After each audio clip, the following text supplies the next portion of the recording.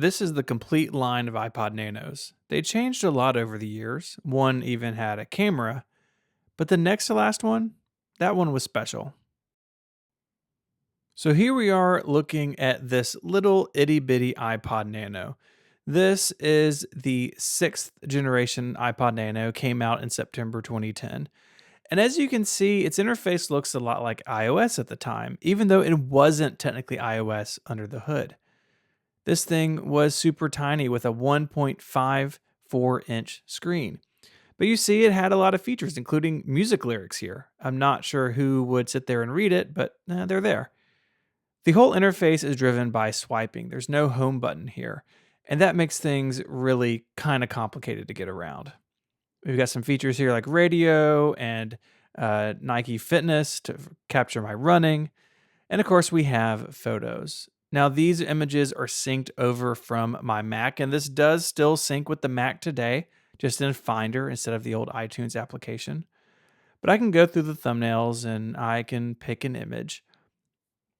Now, here, swiping moves between images. So to get back out, I need to tap, and then it'll take me back out.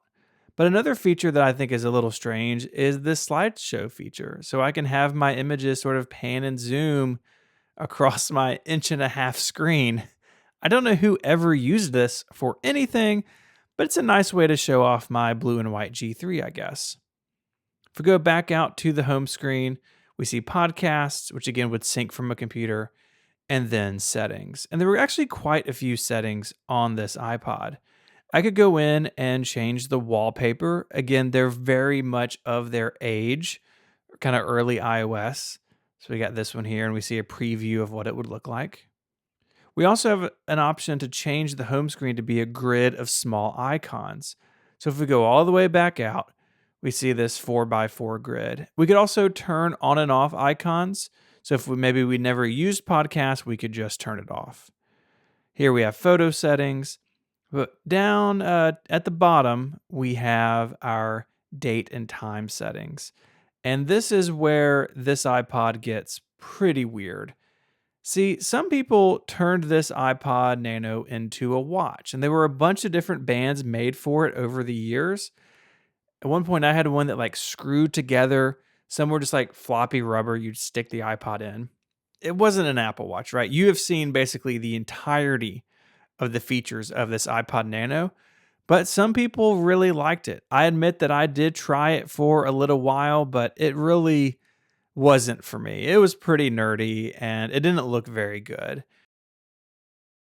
Again, you can swipe back and you can say time to wake. So anytime you would hit that power button, the clock or the watch face in this case would come up. This was definitely not what most people use this for, but I think Apple kind of leaned into it. In fact, they had a software update mid-cycle that brought additional clock faces to this iPod Nano, which I think was pretty cool. So that's the iPod Nano. Thanks for checking it out. Be sure to get subscribed for more videos, and I'll talk to you in the next one. Bye, y'all.